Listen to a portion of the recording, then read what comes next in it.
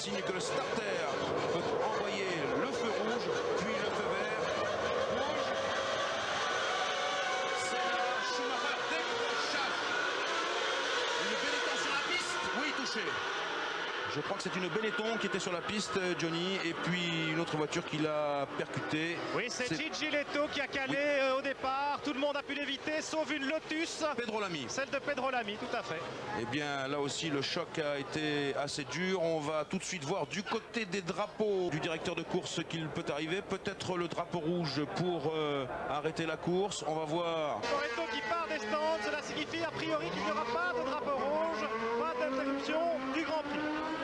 À moins qu'effectivement les voitures de sécurité soient protégées par de très nombreux drapeaux jaunes. On a vu ça déjà au cours de l'histoire. Alain ?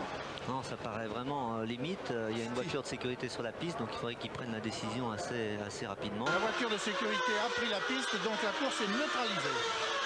La course est neutralisée au départ alors que on a vu à nouveau sur le ralenti de ces images des débris qui sont partis dans le public. De l'autre côté, c'est une roue dans le public et j'espère que personne n'était là, que les carabiniers avaient fait leur métier, que tout le monde était bien en place dans les tribunes. Voilà, on revoit les images.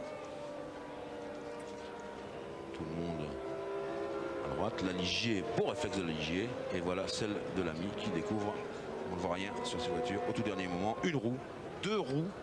La roue va vraiment très loin dans le public apparemment. Hein. Les gens s'écartent, oui, c'était juste.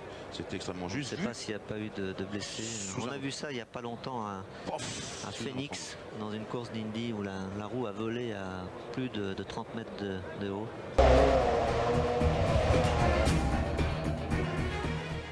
Sortie de Rivezza, Senna fonce, Schumacher derrière, troisième position Berger, Hill, Frentzen et Hakkinen.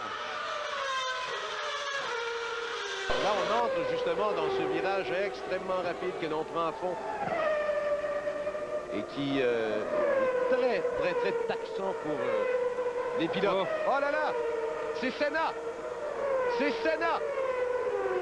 Oh là là, un impact extrêmement sévère. Ben, ce Grand Prix, il est maintenant un Grand Prix maudit. Senna a frappé avec violence, regardez. Oh là là, regardez, là, il y a évidemment des émotions, là, sont à fleur de peau. Donc on voit le personnel de Williams. Oh, reprise. Bruit mécanique parce qu'il a tiré tout droit.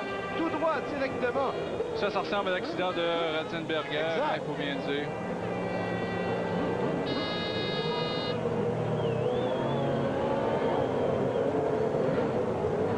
Et vous imaginez ce que le corps humain doit endurer à ce moment-là comme impact, Bertrand. C'est Senna qui est coincé dans cette Williams Renault, qui a tapé violemment dans Tamburello. Senna qu'on a vu vraiment KO très longtemps. Voici la vue depuis la voiture de Schumacher et puis direct, sa voiture, regardez la Williams Renault, réduite à l'état d'épave et un moment terrible d'intensité. Quelque chose peut-être à l'arrière qui scintille et puis Senna sort de la piste, Alain. Non, de toute façon c'est une rupture mécanique, ça peut être une roue mais vraisemblablement une suspension. Alors que là Senna est étalé, vous voyez, prêt à être mis dans une civière, ce qu'on appelle un matelas cryologique qui va prendre ses formes. Senna toujours en train d'être soigné alors que les médecins arrivent. On a vu ça dans le cas de Rubens Barrichello vendredi, dans le cas de Ratzenberger hier. L'immobilité de Senna est très effrayante quand même. Hein. Oui.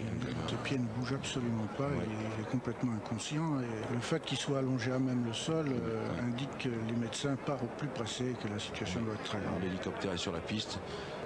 Personnellement, si j'étais directeur de course, j'arrêterais la course. Quelle sorte de malédiction s'attache tout d'un coup sur ce circuit où ça n'a pas arrêté de vendredi, de samedi et aujourd'hui de dimanche, les incidents. Alors que qu'est-ce que c'est que ça? Ça c'est ah non, c'est Eric Thomas Oui, je pense, avec C'est invraisemblable. la Larousse. Oui, Pierre. Oui, Eric Comas qui est rentré au stand, Jean-Louis, Oui. pour changer de pneu. Peut-être qu'il a roulé sur un débris de l'incident, c'est possible. Et qu'il essaye de repartir, mais C'est invraisemblable qu'on le laisse c'est partir. invraisemblable qu'on l'ait laissé partir, alors que Roland Brunserat, je crois, au premier plan, est en train de lui faire signe que non. Il règne une certaine confusion ici. En Oui, tout cas, bien sûr, c'est le mais moins qu'on puisse dire. oui, bien sûr, mais on peut la comprendre. C'est là dans ce matelas cryologique. L'accident à 14h15, ça nous fait déjà 16 minutes. 14h33, l'hélicoptère qui emporte Senna vers son destin. Alors on peut effectivement se poser la question, course va-t-elle repartir ou pas? Et surtout, bien entendu, les nouvelles d'Ayrton Senna. Sur la grille de départ maintenant, eh bien, une grande activité règne. Toutes les voitures sont revenues et a priori dans les écuries on prépare les pneumatiques, on se prépare éventuellement à un nouveau départ, mais pour l'instant rien n'est moins sûr.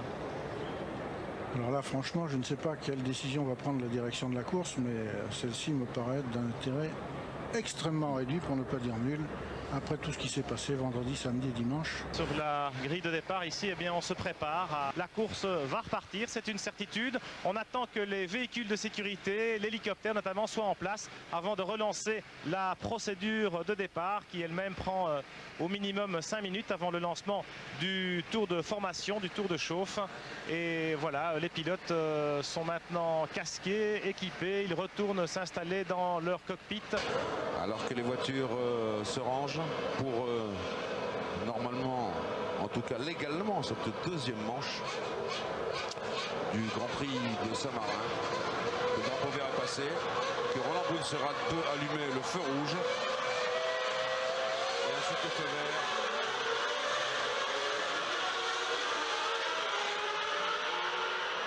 Et c'est reparti dans l'enfer des moteurs avec Berger tout en tête.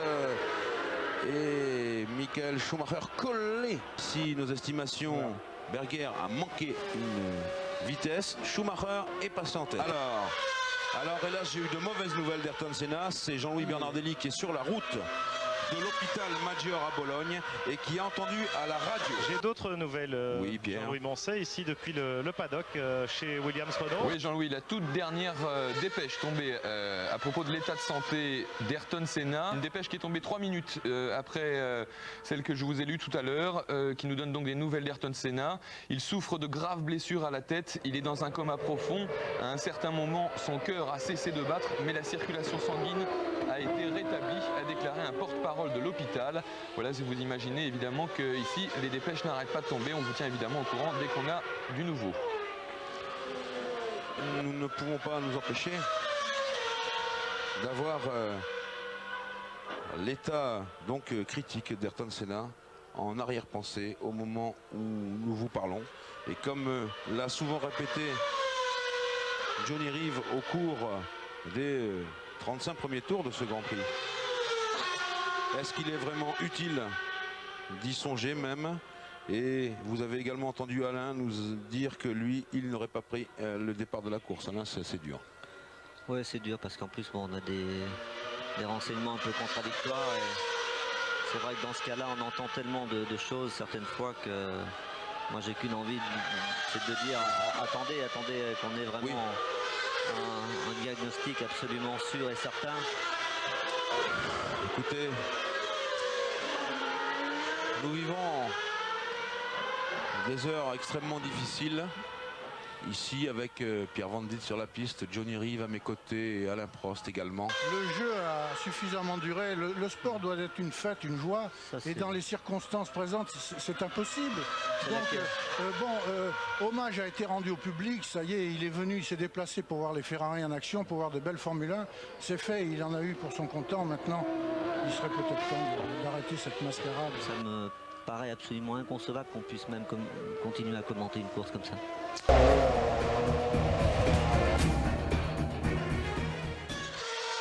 Hop là, qu'est-ce qui s'est passé? Un mécanicien renversé?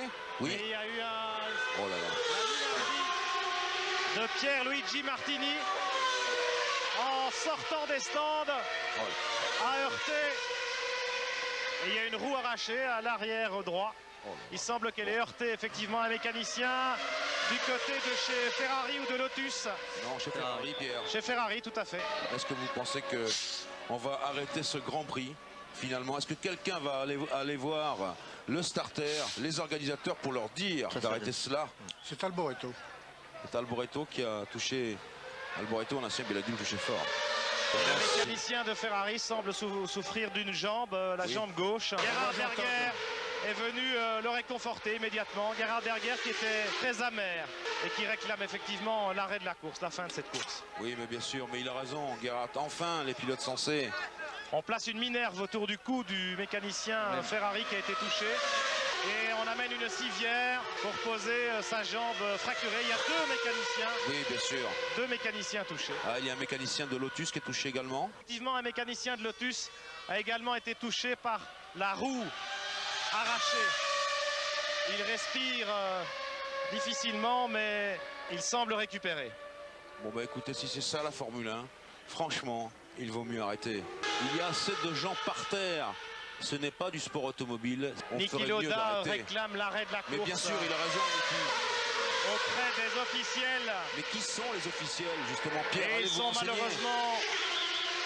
sont malheureusement fort absents. C'est bien scandaleux, il faut bien dire. Scandaleux, oui. C'est scandaleux. Oui. C'est scandaleux. D'avoir personne, ils sont dans leur tour d'ivoire, ces officiels, en train de ne rien risquer, mais quand même, tout de même. Et jamais nous n'avons vu des officiels pareils. Jamais nous n'avons vu un scandale pareil. Déjà, on n'aurait pas dû prendre le départ. Après ce qui s'est passé, franchement, et maintenant, eh bien, voilà l'accident au ralenti. On continue, bah oui, cette roue, elle a dû toucher, vous vous rendez compte, un nombre de personnes. Mais comment peut-on... Mais le monde entier va nous advenir d'injures, et il aura raison. Ils auront raison. Il aura raison. Déjà, le rétablissement des ravitaillements en essence était une erreur, on le sait. De toute façon, on pressentait que ça puisse arriver un jour. Bien entendu, il y aura toujours des arrêts au stand, mais on multiplie les risques par 10. Tiens, une autre sortie de route. Allez, ça c'est De Cesaris, de ce que je crois voir ici. Et puis à grande vitesse apparemment. Et puis, ça oui, doit être bien dans sûr. Tamborello également. Bien sûr, mais non, franchement, mettez le drapeau rouge. Je peux vous dire que les deux mécaniciens de Ferrari ont été maintenant évacués, les deux mécaniciens touchés. Il reste le malheureux mécanicien britannique chez Lotus qui semble un peu plus mal en point. Il respire un peu difficilement, il est entouré et on va certainement l'embarquer à son tour. Non, c'est Gerhard Berger qui y va. Et je peux vous dire qu'il est fou de rage, Gerhard Berger. Et au pas de course, il se précipite vers la direction de course. S'il distribue quelques bonnes claques, Gerhard Berger, il aura raison. Ils l'auront mérité et ils ont mérité plus que ça. On le voit, Berger, il revient. Ah, Berger, je peux vous dire qu'il est en colère. Et dans leur tour d'ivoire, eh bien, les commissaires sportifs se comportent comme des Ponce Pilates. Des autruches. Oui, des autruches, que l'opprobre soit sur eux. J'essaye aussi de me frayer un chemin pour arriver auprès Pierre. des officiels et nous avons droit au carabinieri. C'est vraiment un scandale. Bien sûr. Des lâches, oui, bien sûr, mais c'est la lâcheté. Tous les regards se tournent vers cette tour de contrôle, cette tour d'ivoire, cette imprenable tour où la direction de course reste incroyablement muette, impuissante, inactive face aux drames qui ont secoué ce Grand Prix d'Imola. L'ensemble de ce week-end, Michael Schumacher qui est donné comme le vainqueur. Voilà, il a passé la ligne d'arrivée tout à l'heure pendant que vous parliez. Le deuxième, on le suit à la caméra, c'est Nicolas Larini. Schumacher qui montre sa joie, on le comprend, personne ne leur a dit alors que le public envahit le circuit d'Imola. Je pense que les 6 premiers étant 1 Schumacher, 2 Larini, 3 Kinen, 4 Wendlinger, 5 Katayama, 6 Hill. Pour Jean-Louis, oui, Pierre. Oui, une petite seconde avec Flavio Briatore. Flavio. Flavio, on se demande si ce Grand Prix aurait dû aller jusqu'au bout. Aujourd'hui, c'était une journée terrible pour tout le sport, pour la Formule 1, pour tout le monde. C'était terrible. Je pense qu'on doit fermer, mais je ne sais pas. Michael Schumacher remporte la victoire, mais vous voyez dans quel état d'esprit, dans quelle atmosphère pesante et lourde. Je me demande si on peut faire un vrai bilan d'une journée comme celle-ci, parce que en réalité c'est un week-end absolument incroyable auquel on vient d'assister.